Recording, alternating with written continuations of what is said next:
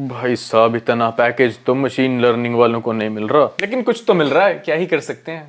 हमारे पास Eli money वाली opportunity नहीं है ना, लड़के हैं ना, क्या करें, हमें मशीन लर्निंग ही करना पड़ेगा। लेकिन कैसे करना है, I'll tell you the road map। सो जिसको भी मशीन लर्निंग स्टार्ट करनी है, you should always start with a language and that is Python. There are companies जो और लैंग्वेजेस भी प्रेफर करते हैं मशीन लर्निंग के लिए, क्योंकि पाइथन बहुत स्लो है, सो दे प्रेफर सीपीपी, जावा, ये सब languages. But you start with Python, क्योंकि पाइथन वाइडली यूज हो रही है। You should not focus on something जो 10 कंपनीज में यूज हो रही है। Later on you can switch अगर जरूरत पड़ी तो, but go for Python for sure. उसके बाद क्योंकि तुम टीम्स में काम करने वाले हो, तो तुम्हें गिट की बहुत ज्यादा जरूरत पड़ेगी। What is Git? It's a version control system. जब तुम टीम्स में काम करते हो ना, तो अपने कंप्यूटर का डेटा ऑनलाइन रखते हो एंड ऑनलाइन से फिर तुम्हारा टीम मेंबर एक्सेस कर सकता है। ऐसे कोलैबोरेट करके बेसिकली तुम काम कर रहे हो। DSA, data structures and algorithm. People often ask कि भाई डीएसए की क्या जरूरत है मशीन लर्निंग में, या डीएसए की क्या ही वैल्यू है। मैंने आज तक कभी कंपनी में यूज नहीं किया, बट डीएसए तुम्हारा माइंड बहुत स्ट्रॉन्ग करता है, लॉजिकली तुम्हें बहुत तेज बनाता है। डीएसए से एक तुम्हारा बेस स्ट्रॉन्ग हो जाता है। एसक्यूएल, स्ट्रक्चर क्वेरी लैंग्वेज, क्योंकि मशीन लर्निंग में you will be working with a lot of data, तो तुम्हें डेटाबेस तो आना ही चाहिए। एक महीना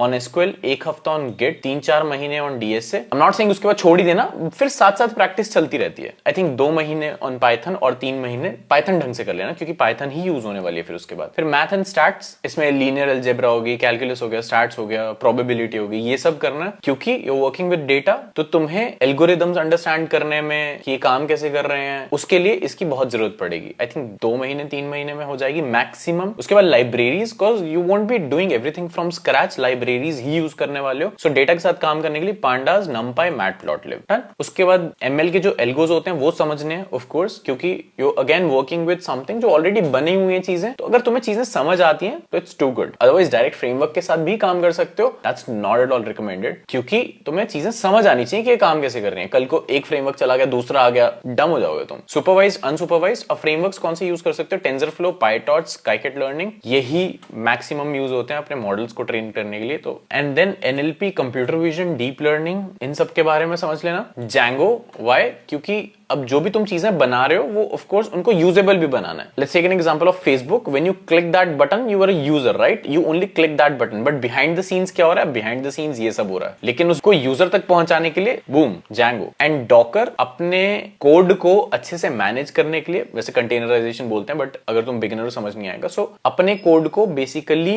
एक बॉक्स में पैक करने के लिए यू नीड डॉकर। देन इस सबको करने में आई थिंक 1 साल, अगर तुम रेगुलर ढंग से कर रहे हो, 5 घंटे 6 घंटे या जितना मैक्स टाइम दे सकते हो दो यार। शुड नॉट बी लाइक कि भाई 3 घंटे रेगुलर करना, 4 घंटे, नो, जितना मैक्स दे सकते हो दो ना, एंड ऑल सेट।